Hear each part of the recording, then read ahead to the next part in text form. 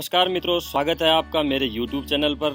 निराश क्यों होते हैं हम, जीवन में निराश क्यों हो जाते हैं? इसके कई कारण हो सकते हैं, जैसे कि मैं आज यहाँ पर 5 कारणों पर हम चर्चा करेंगे। असफलता, मन के मुताबिक काम न होना, बीमार हो जाना, प्रियजन की मृत्यु या फिर निरुद्देश्य जीवन जीना।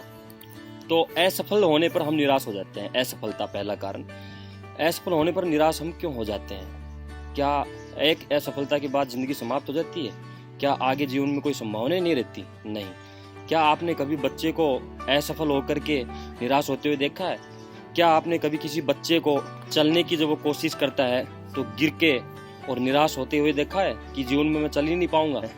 और हमने ये सोचा है कि एक बच्चे को एक भाषा सीखने के अंदर 4 से 5 साल लग जाते हैं, जो ठीक तरीके से बोलने लगता है। एक भाषा को सीखने में 4 से 5 साल, इतनी धीमी गति से अगर हम बड़े किसी चीज़ को सीखते हैं और इतना समय लग जाए तो निराश हो जाते हैं। क्या बच्चा कभी निराश होता है? नहीं होता। इसकी वजह क्या है?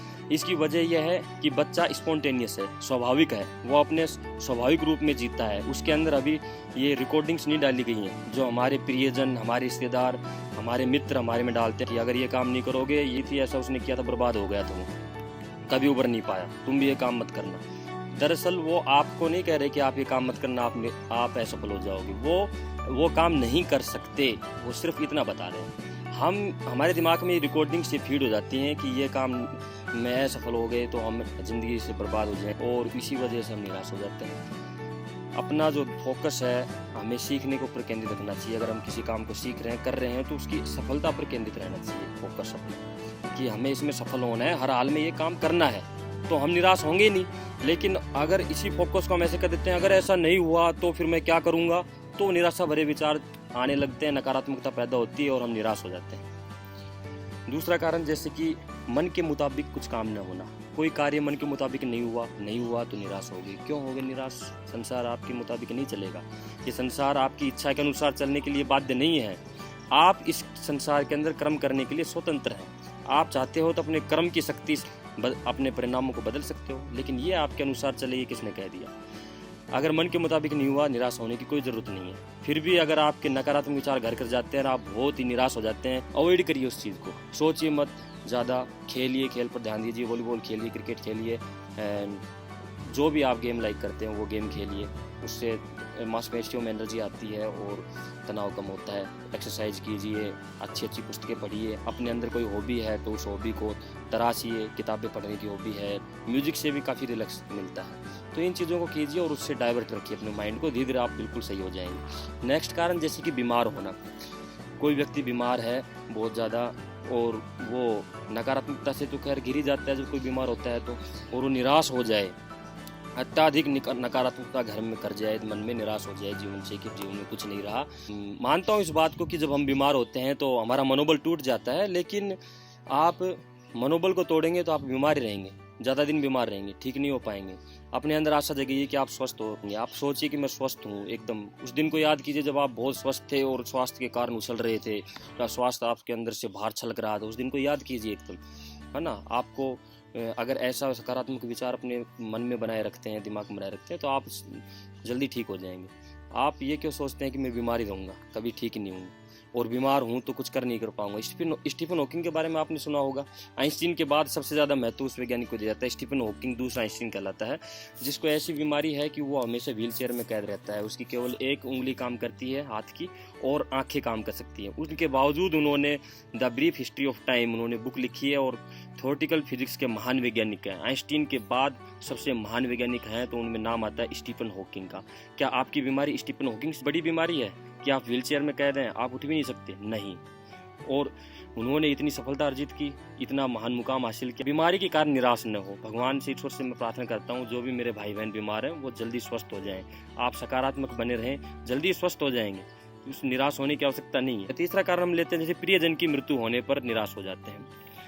किसी प्रियजन की मृत्यु होने पर हम जीवन से नकारात्मकता से तो घिर ही जाते हैं, और अत्यधिक निराश हो जाना कि अब जीवन में कुछ रहा ही नहीं, वो गलत है। कुछ समय के लिए नकारात्मकता आना और दुख सभी को होता है, ठीक है, मैं मानता हूँ। लेकिन आप ऐसा सोच सकते हैं कि आप अपने प्रियजन की मृत्यु होने पे आपको क्यों दुख होता है? अमेरिका में कोई मर गया, यहाँ सीरिया में कितने मर गए, तो आपको दुख नहीं होता? फिर जो वो नज़दीक आती है बात, इंडिया में इतने मर गए, तो बोले हाँ कुछ दुख हुआ। उसके बाद फिर वो अब मेरे स्टेट में ये ट्रेन दुर्घटना में 25 मारे गए, 50 मारे गए, बोले हाँ यार गलत है, देना नहीं है, कोई दूसरा मर गया मरता रहे, दुख नहीं होता। अगर क्यों ऐसे दुख होता है तो अमेरिका में 100 मर गए, आपको दुख होना चाहिए ट्रेन हादसे में? दुख नहीं होता ना। परिवार में कोई मरता है तो दुख होता है। दुख असल में 2 वजह से होता है, जहाँ तक मैं समझता हूँ। उससे हमारा अटैचमेंट है, लगाव है, उससे हमारे कुछ छिपे हुए स्वार्थ थे जिनको वो पूरा करता था, है ना, वो अब नहीं रहा, वो नहीं हो पाएंगे। मेरी बात बुरी लग सकती है लेकिन मेरा विश्लेषण यही कहता है। दूसरा, हम अपनी मृत्यु का भय होता है। जब किसी की मृत्यु होती है तो गहरे में कहीं हमें ये डर रहता है कि एक दिन मैं भी मर जाऊंगा इसी की तरह। एक दिन मेरे साथ भी ऐसा एक्सीडेंट, हादसा हो सकता है जैसे इसके साथ हुआ। गहरे में मैं समझता हूँ कि वो अपनी मृत्यु का भय है, उस भय के कारण दुख है। हम तो मानता हूँ कि दुख होता है कुछ समय के लिए, लेकिन उस चीज़ को नेगलेक्ट करें और संगीत सुने, दूसरी अपनी रुचियों के अंदर ध्यान दें, हॉबीज़ को विकसित करें। उसी का भी मैं यही बताना चाहूँगा। और डाइवर्ट रखें माइंड को, उसको ज़्यादा न सोचें, तो धीरे धीरे हम दुख से उबर सकते हैं। निराश होने की आवश्यकता बिल्कुल भी नहीं।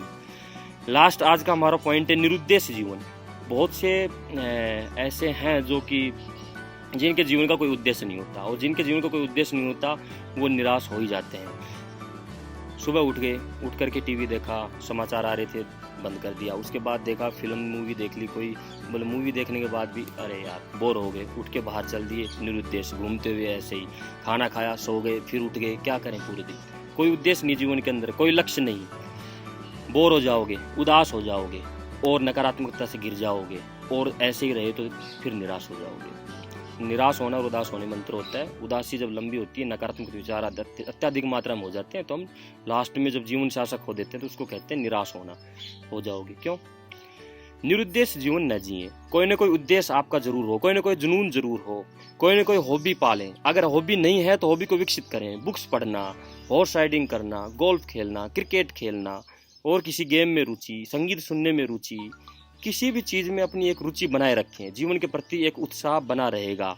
एक तो ये चीज़। दूसरा, एक जीवन का उद्देश्य जरूर निश्चित करें। आप अगर स्टूडेंट हैं तो पढ़ाई में कि मुझे ये बनना है, बिल्कुल उस उद्देश्य के पीछे लग जाइए, लक्ष्य के पीछे। आप कभी निराश नहीं हो सकते, लगे रहोगे उसके पीछे, आप बोर नहीं होगे, कभी उदास नहीं होगे।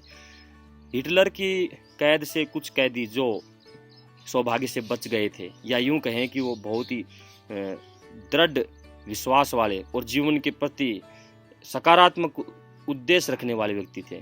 उनमें से एक कैदी ने कहा है कि मैंने अपनी आंखों के सामने बहुत सारे कैदियों को मरते हुए देखा है, और मैंने पाया है कि जिनके जीवन में कोई उद्देश्य नहीं होता वो थोड़ी सी यातना देने पर ही तुरंत मृत्यु को प्राप्त हो जाता था। जबकि जिनके जीवन में कोई उद्देश्य होता था कि नहीं, मैं अगर बच गया तो मैं अपने जीवन में ये करूँगा, मुझे ये करना है, मुझे मेरे बच्चों का भविष्य बनाना है, या मुझे मेरा खुद का भविष्य बनाना है, मुझे इतना बड़ा आदमी बनना है, जो भी XYZ, तो वो बच गए। यानी कि जीवन के प्रति उद्देश्य था, जीवन के प्रति जीवन जीने की उत्कट अभिलाषा थी, इसलिए वो उससे भी घोर यातनाओं को सह करके भी जीवित रह पाए।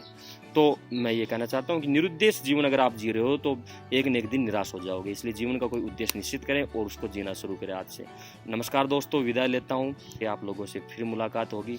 तब तक के लिए नमस्कार। आपने मेरे वीडियो को देखा, सुना, उसके लिए आपका बहुत बहुत धन्यवाद। अगर आपको ये वीडियो पसंद आया तो इसको सब्सक्राइब करें, लाइक करें और शेयर करें। जय हिंद, जय भारत।